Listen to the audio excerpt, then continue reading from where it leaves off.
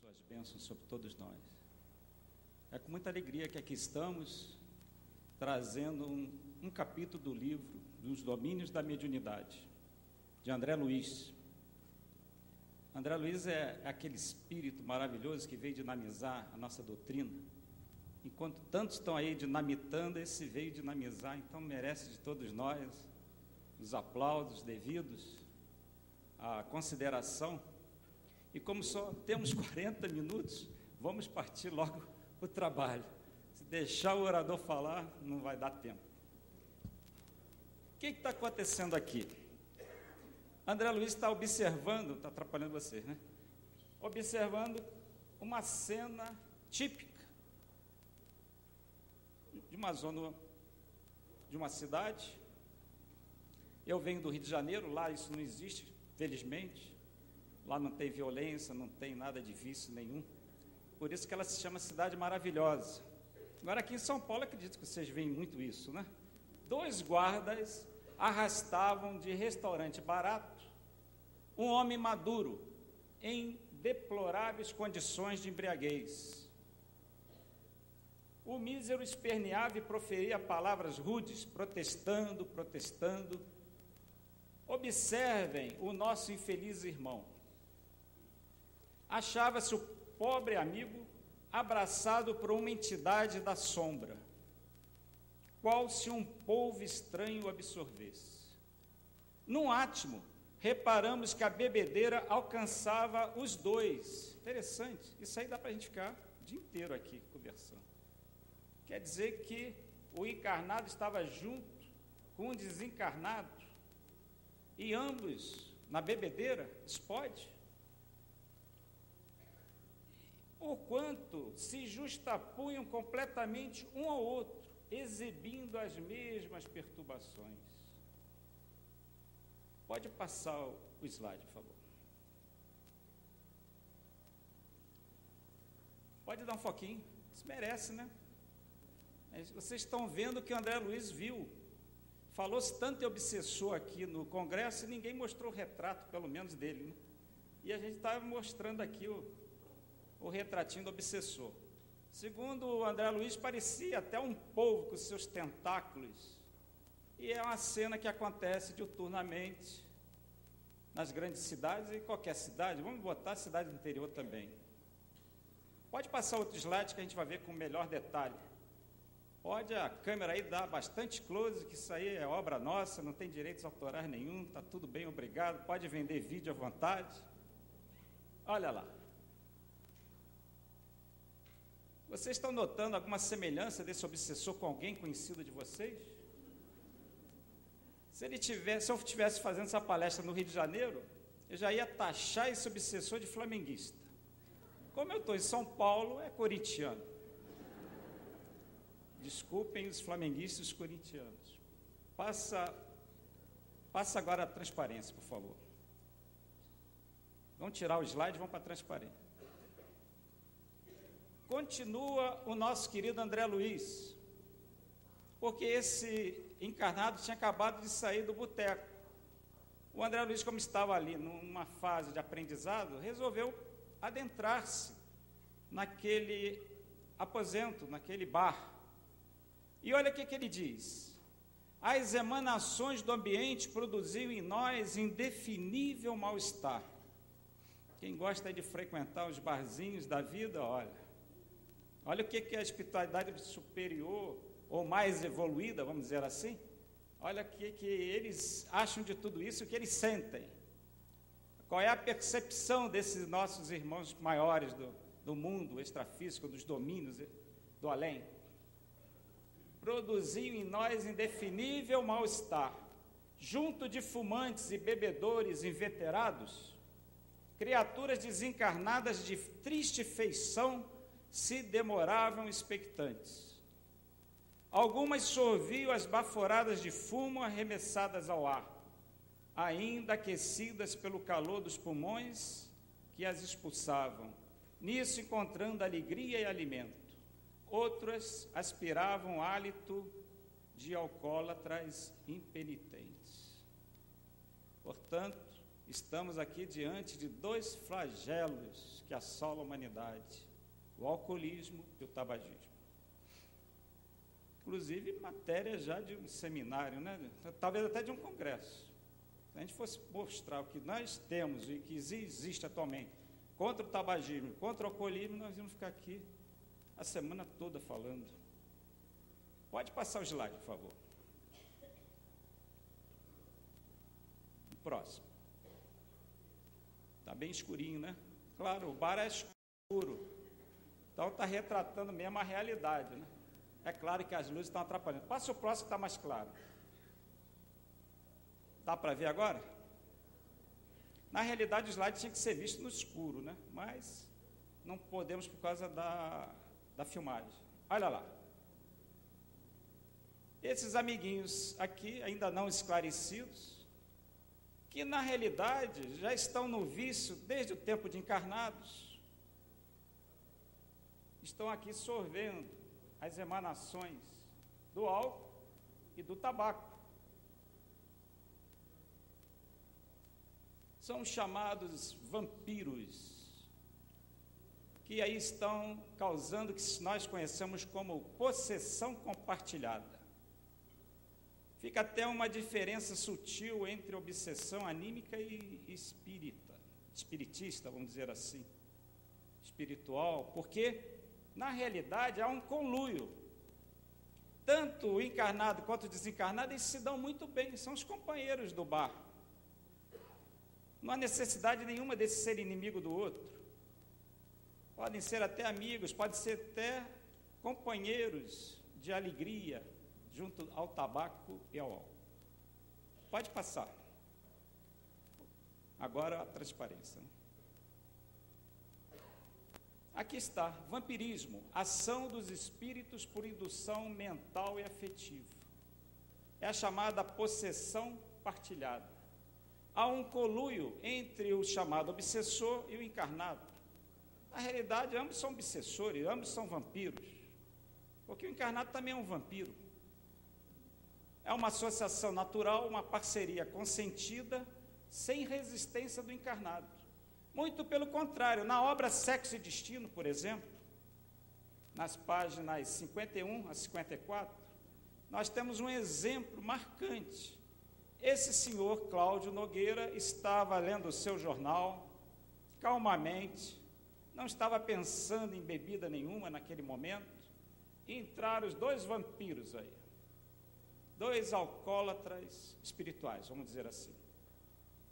E um deles chega perto do senhor Cláudio e sopra no ouvido dele: beber, meu caro, quero beber. Faz uma indução mental. O indivíduo larga prontamente o jornal e diz: epa, cadê meu uísque? Não quer dizer que ele não ia beber, ele ia beber. Ele é um alcoólatra, o encarnado é um alcoólatra. Só que naquele momento ele não estava nem pensando no vício. Ele levanta-se correndo e vai à cata do uísque e começa a beber. Conta o nosso irmão aqui, espiritual, que os dois bebiam ardentemente, entrelaçados. O espírito, ele se liga ao encarnado naquele momento e ambos formam um perfeito casal, né, no vício. Olha o que diz o André Luiz. A sede de aguardente se lhe articulou na ideia, ganhando forma. Foi uma indução mental da entidade e na mesma hora adquiriu forma, pensamento. O amigo colou-se a ele, o amigo aí espiritual, num abraço envolvente. Olha o que diz mais o André Luiz. Houve uma associação recíproca. Exótico sucesso de enxertia fluídica. É tão bom quando a gente está ligado aos nossos espíritos amigos, né? Ao nosso guia, aos nossos protetores, fazendo aquela ligação amorosa pelo nosso campo de força cardíaco, chamado chakra cardíaco, enquanto que aqui a ligação é nos chakras bem inferiores. Levantaram-se a um tempo, olha só a vontade de beber, arrebatando o delgado frasco de uísque. Ambos os dipsômanos estalaram a língua de prazer, encarnado e desencarnado a se justaporem, duas peças conscientes reunidas em sistema irrepreensível de compensação mútua. Então, não está havendo resistência do encarnado à bebida, muito pelo contrário, ele está gostando e adorando a ideia. Cláudio aceitava-lhe a direção, entregava-se por deliberação própria, nenhuma simbiose em que se destacasse por vítima, associação implícita, mistura natural. É o que se chama de possessão partilhada. Outras obras. No livro Voltei, uma obra psicografada pelo nosso querido Chico Xavier, o irmão Jacó, recém-desencarnado, caminhava pela via pública e olha o que ele viu e o que ele relata. Alguns transeuntes estavam torturados pela dipsomania, pela embriaguez, pelo vício do álcool. Estavam seguidos por verdadeiros vampiros de forma repugnante. Vampiros de forma repugnante. São os nossos amigos que compartilham dos nossos vícios. Não somente o vício da embriaguez, o vício do fumo, como também o sexo compulsivo, o jogo compulsivo. Aqui a gente ficaria realmente horas e horas falando sobre isso. Foi inclusive o tema lá em Sergipe, né? Nós ficamos lá várias horas falando sobre isso. A organização, onde está aqui? Alguns completamente embriagados de vapores, outros demonstrando aflitiva sede, pálidos e cadavéricos. No mundo maior, obra também do nosso querido Chico Xavier, André Luiz nos fala, a sede, no caso alcoólica, escaldante, provocada pela própria displicência e pela instigação dos vampiros, que vorazes se lhe enxameiam a roda e verteu-lhe o sistema nervoso. Nós sabemos que os alcoólatras, quando não recebem a chance bendita da cura, caminham realmente para a doença mental, para a demência, porque o álcool lesa os neurônios. E é triste porque o indivíduo, além de ser demente, ele participa, como aqui diz o André Luiz, entre a terra e o céu, aqui não, continuando no mundo maior, dos pesadelos.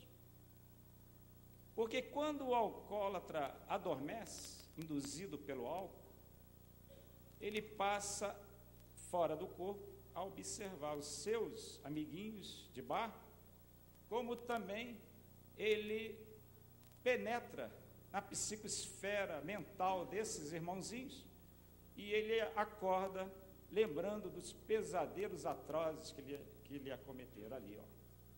Aqui o André Luiz conta isso, que a organização perispirítica do alcoólatra liberta do corpo denso, pelos perniciosos processos da embriaguez, povoa-lhe a mente de atrozes pesadelos, botando atrozes aí, agravados pela atuação das entidades perversas que o seguem passo a passo. Na realidade, esses nossos irmãozinhos aí, corintianos e flamenguistas, eles não estão apenas interessados no álcool, não.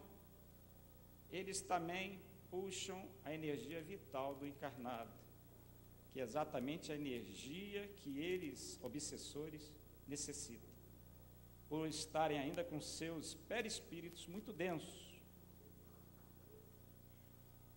Entre a terra e o céu, o nosso André Luiz, esses espíritos se entregavam ao vício do álcool antes de renascer. Beleza, agora vou passar slide à vontade.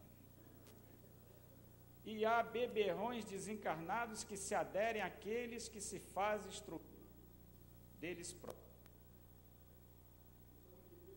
Traz o vício do álcool e continua, mesmo nos domínios espirituais, com esse vício. Pode passar. Vocês estão entendendo o que está acontecendo aí? Isso acontece, já é atávico, né? Já está lá dentro do indivíduo, ele sabe muito bem que ele tem que dar para o santo, olha lá, está dando. Não é assim? O indivíduo, antes de beber sua tragada de aguardente, ele joga um pouquinho no chão e realmente ele sabe que tem alguém ali realmente precisando. Pode passar. No livro Libertação, olha o que se diz ali. O encarnado, ele sofre a influenciação inferior através das regiões em que se situam o sexo e o estômago, olha só. Exatamente os chakras, os campos de força inferiores, ou mais inferiores dentro do organismo perispirítico de todos nós. Já, quando recebe estímulos superiores, ainda mesmo procedente de almas não sublimadas, mas almas queridas, não viciadas como essas, os estímulos têm a sua receptividade. Está ruim isso aqui. No coração e no cérebro. Acho que eu não estou podendo ir para lá, né? Tem algum obsessor que manda eu vir para cá. Então vou ficar aqui. Mecanismo da mediunidade. Ainda bem que meu óculos está bom, não tem tantos anos sem trocar lente, ainda bem.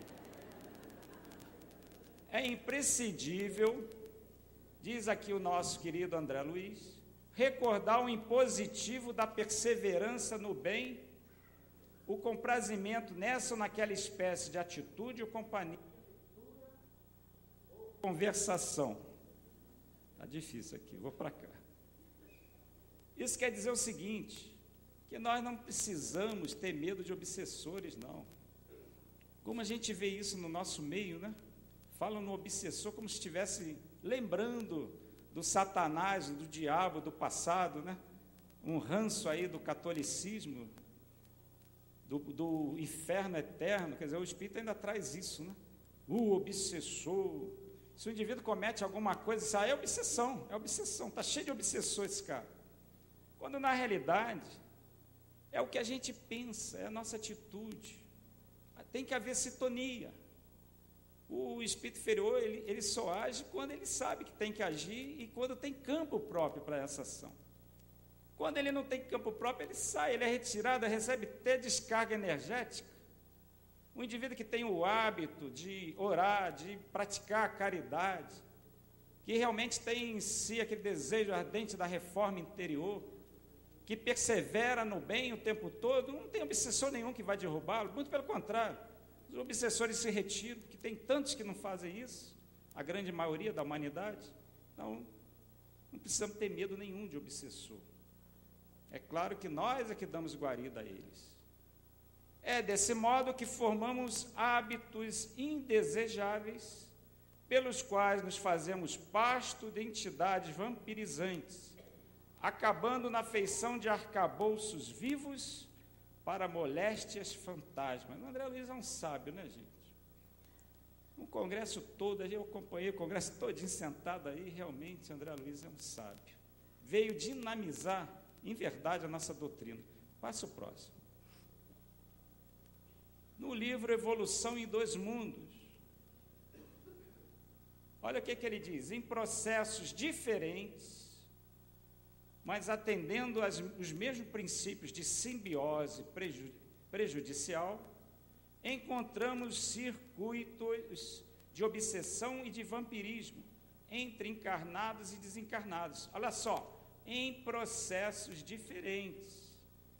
Nós estamos diante aí de uma possessão compartilhada. Não há inimizade nenhuma do passado, ninguém quer prejudicar ostensivamente o outro. É claro que prejudica, é claro que é uma ação deletéria, mas não programada. Eu vou matar esse cara, eu quero fazer isso. Não, os dois estão se compartilhando, estão adorando o vício. E lá no vampirismo, obra de Herculano Pires, outro ser maravilhoso, quanta falta faz o nosso Herculano Pires, célebre, famoso escritor, aquele que amava ardentemente a doutrina, amava Kardec, e já amava Kardec desde o tempo de Druida, né? A gente sabe disso. E o nosso Herculano Pires, ele diz que um espírito de alcoólatra relaciona-se com uma pessoa do mesmo vício ou com tendências para o vício. Daí a importância de não nos adentrarmos nesse tipo de coisa, porque não sabemos o que nós carregamos ainda dentro de nós, de tendências, e os queridos irmãos que trabalham na instituição dos Alcoólicos Anônimos, eles são unânimes a afirmar: cuidado, não beba, nunca o primeiro gole, porque a partir daí, certamente, teremos aí, está materializado mesmo? Obrigado. É um espírito mesmo materializado, né? Pode passar o próximo. A gente tem que brincar um pouquinho, porque realmente o assunto é muito sério, né? Olha lá, gente, por dia são consumidos, na pátria do Evangelho, 79 milhões de doses de cachaça. Coração do mundo. Imagina se os outros que não são, né? 2 bilhões de litros por ano. Como o brasileiro bebe, hein? 10 a 15% da população adulta de nosso país é alcoólatra. 10 a 15%. Responsável direto e indireto por 40% das internações hospitalares. 40% das internações tem um alcoólatra ali. Está gastando dinheiro. O dinheiro que se ganha em imposto não dá para pagar o que se gasta. 80% dos leitos dos hospitais psiquiátricos são ocupados por alcoólatras. 54% dos acidentes de trabalho e 65% dos acidentes de trânsito. Se nós pesquisássemos aí os homicídios, os assaltos, certamente o álcool está incluído. Trata-se de grave problema de saúde pública, primeira causa de acidente de trabalho e uma das principais nos acidentes de trânsito. Terceira causa morte no Brasil, superada apenas pelas doenças cardiovasculares e pelo câncer. É claro que o tabagismo é muito pior que o alcoolismo, porque o tabagismo está incluído aqui na primeira causa de morte no Brasil, e do câncer também. Como o alcoolismo também produz câncer e doenças cardiovasculares também. O alcoólatra, ele não se admite como doente. Isso é muito importante para o tratamento desse indivíduo. Ele não diz que é doente, não é mesmo. Eu não sou doente, não. Que isso? Eu bebi? Ah, não, mas eu não vou beber mais não. Daqui a pouco já está ele bebendo de novo. E a cura só se processa quando ele se conscientiza disso, que é doente e precisa tratar. Sempre encontra uma justificativa para o vício que julga não possuir. E os demais membros da família, via de regra, fingem não ver o fato. Há uma problemática muito grande também entre os familiares. A psicoterapia tem que ser feita em grupo, junto com os familiares. Porque muitos familiares até estimulam ao vício. Os problemas de afetividade, superação aí de coisas que acontecem no âmbito da família, ainda estimula, dá dinheiro até para o alcoólatra, quando não dá até o aguardente, a bebida. O álcool é uma droga solúvel em gordura e álcool, por esse motivo ele invade todas as partes do corpo humano, afetando as células e todos os caminhos, percursos biológicos, principalmente o cérebro, pâncreas, pancreatite. O álcool é responsável por diversas doenças neoplásicas, cânceres. Ele produz irritação da faringe, da laringe, da traqueia, ele produz problemas... Não, peraí, eu já estou confundindo as bolas. Traqueia é o fumo. É faringe, esôfago, estômago e pâncreas. Normalmente, o alcoólatra morre de pancreatite, que é muito doloroso, é muito difícil o tratamento cirúrgico. E quando não morre de pancreatite, ele desencarna por demência, por problemas psiquiátricos, por acidente de trânsito, atropelamentos e outras coisas. Pode passar. Olha o cigarro. Principal fator causal evitável de doenças e mortalidade. Calcula-se que 1/3 das pessoas adultas no mundo seja fumante. 1/3. Agora já está sabendo mais um processo de conscientização para que se pare de fumar, né? No Brasil, 40% dos homens adultos fumam e 25% das mulheres.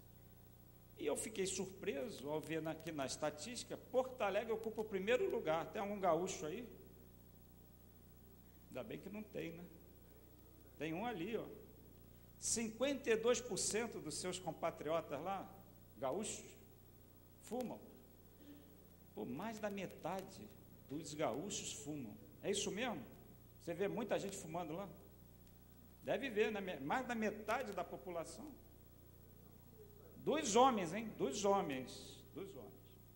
20% das mortes em países desenvolvidos são devidas ao fumo. 35% a 40% dos óbitos atribuídos ao tabaco são decorrentes de doenças cardiovasculares.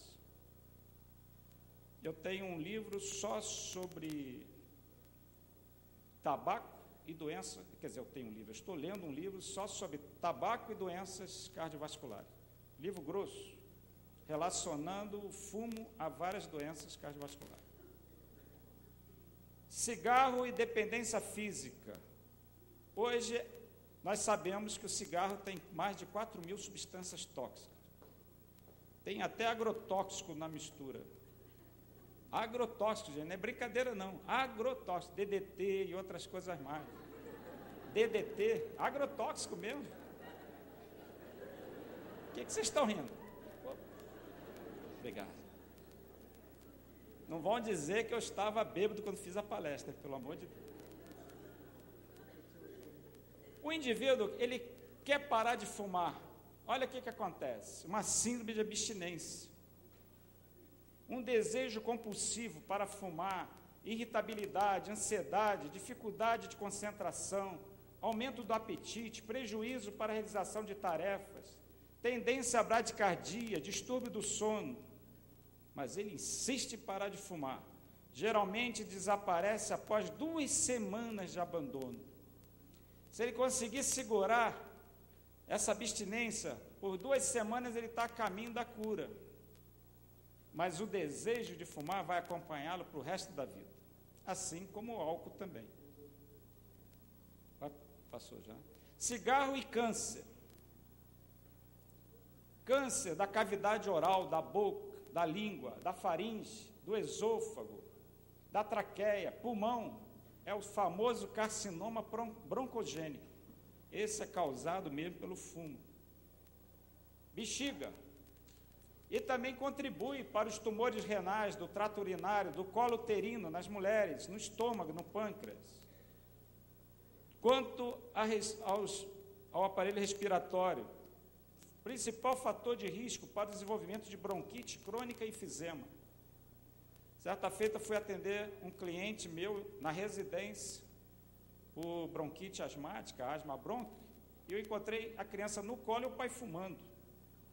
Eu digo, o senhor é um criminoso, assim mesmo, entrei falando já, o senhor é um criminoso. Por quê? O senhor está fumando e seu filho com dispneia? Ah, desculpe, nem reparei. Digo, isso não pode acontecer, meu senhor. Seria, acho que em qualquer outro país ele estaria um processo até criminal, porque é impossível, é o que se chama de tabagismo passivo. E a gente encontra isso diuturnamente, o indivíduo fumando do teu lado, no ônibus, em qualquer lugar, no cinema. Tem até lei proibindo isso. E se você for chamar a atenção, como eu chamo sempre, ainda xingo, agride, porque ele quer ficar no vício dele e não quer que ninguém chame a atenção.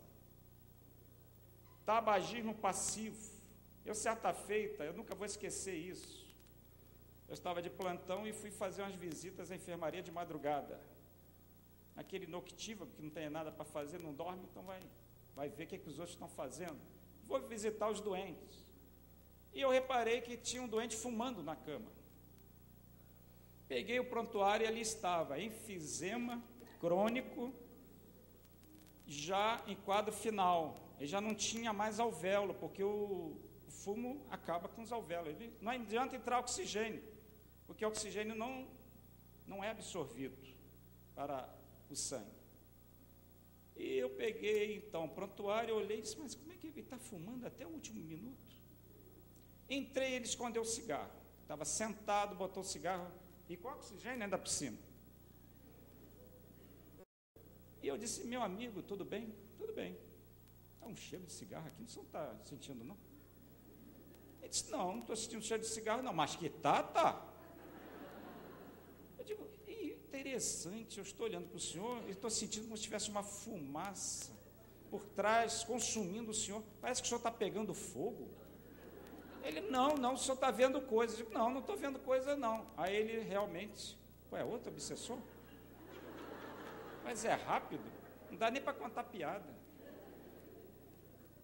Aí ele disse, desculpe, eu digo, você está fumando? Você com diagnóstico de enfisema, fumando? Ele, mas eu não consigo largar isso. Agora, com o estudo do André Luiz, eu já sei que quantos estavam ali desencarnados compartilhando aquilo. Eu tinha que fazer logo ali uma expulsão, né, dos espíritos também, né? Agora já sei. Agora eu vou dar bronca em todo mundo. Aí vão dizer que o médico é maluco, que está falando com as sombras. Muito bem, daqui a 1 hora a enfermeira me chamou, doutor, corre, tem um paciente morrendo, aí de correr era ele, acabou de desencarnar. Eu digo, meu Deus, foi suicídio. Eu tive que orar para um suicida, não para um doente comum, para um suicida. E esse tabagismo passivo é esse que incomoda a todos nós que não somos fumantes. E olha o que o cigarro produz: úlceras, gastrites, refluxo gastroesofágico, pancreatite crônica. Vamos passar agora os slides? Vamos ter que parar aqui, passar os slides. Pode passar. Dá um foquinho, por favor. O que induz o indivíduo a essa dependência? Hoje a ciência sabe. O tabaco faz com que aumente a concentração dessa dopamina, que é um neurotransmissor, que é responsável pela sensação de prazer. Após um orgasmo, o casal é inundado por dopamina, como é inundado também por endorfinas, principalmente quando esse ato sexual é regido pelo amor. Quando o ato sexual é regido apenas pela paixão, sem nenhuma afeição, sem nenhum amor em comum, essa endorfina não é liberada. Na paixão não há endorfina. Muito pelo contrário, catecolamina, o indivíduo fica numa situação de estresse e não de calma. Pois bem, a dopamina aqui, ela é liberada de uma forma muito intensa quando o indivíduo fuma, o indivíduo bebe, quando o indivíduo também está sob o jugo da cocaína e de outras drogas. O organismo, então, induzido por essas drogas, passa a produzir mais dopamina e há um circuito. O organismo, então, para de fabricar, porque já fabricou demais. O indivíduo, quando para de beber, para de fumar, ele entra na dependência. Ele entra exatamente na ansiedade, no desconforto, daí a vontade novamente de beber e de fumar. São realmente infelizes, porque eles estão oprimidos, eles dependem intensamente da droga. É claro que a gente poderia falar de mais neurotransmissores, acetilcolina, que dá ao viciado aquela sensação inicial de onipotência, de grande acuidade mental, intelectual, mas daqui a pouco já é derrubado, porque todas as drogas fazem isso de início, e depois induzem o indivíduo à dependência e à vontade de ingerir mais e cada vez mais.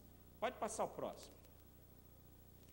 O laboratório Behring, nessa campanha antitabagista, lançou várias gravuras, várias ilustrações para a classe médica distribuir, ou mesmo afixar nos consultórios, nos corredores de hospitais. Olha lá.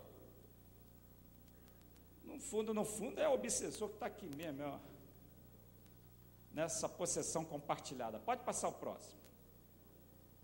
Aqui é inconcebível, pode dar um foquinho, é inconcebível a gestante que fume. Eu tenho visto até na área médica, colegas médicas grávidas fumando.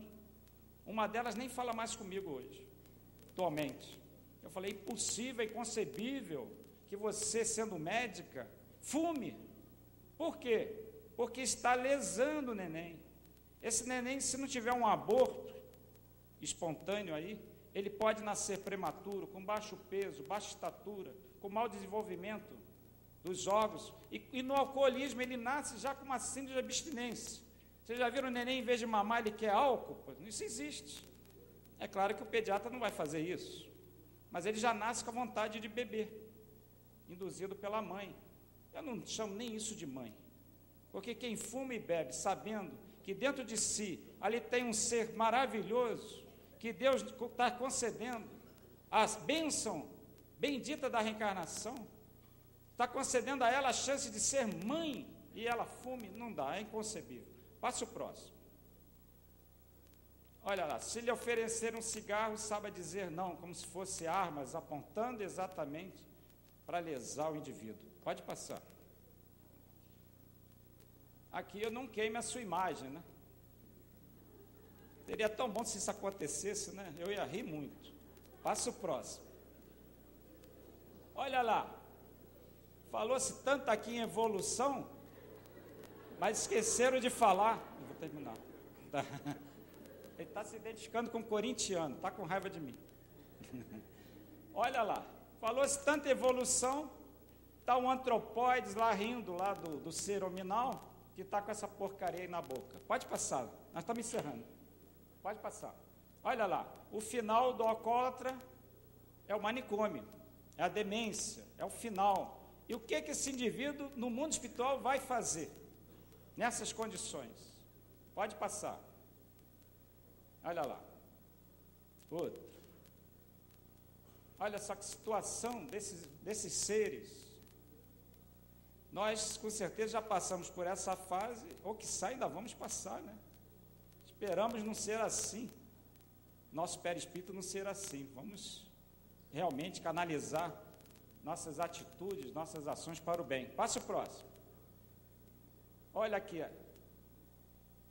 Numa sessão de obsessão, existem várias instituições espíritas que trabalham em prol da cura do alcoolismo e que usam também, não somente a água fluidificada, o passe, como também a desobsessão. Agora, o principal é conscientizar o indivíduo que é doente e que essas instituições fazem realmente é levá-los a um trabalho de evangelização, de mudança de atitude e outras coisas mais. Pode passar. E sempre haverá uma porta aberta. Jesus disse que nenhuma ovelha se perderá. Esse Deus amoroso, belo e justo, através da reencarnação, concede sempre a chance da mudança, da melhoria, do refazimento. Pode passar.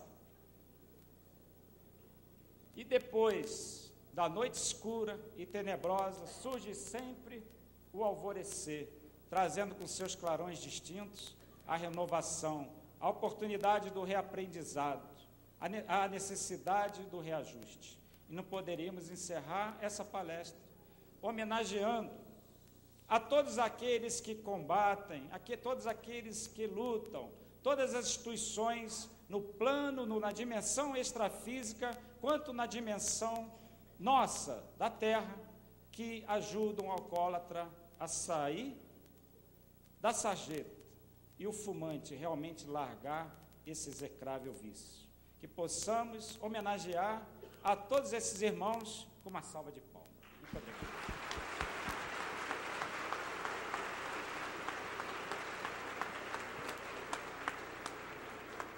Não disse que eu ia falar.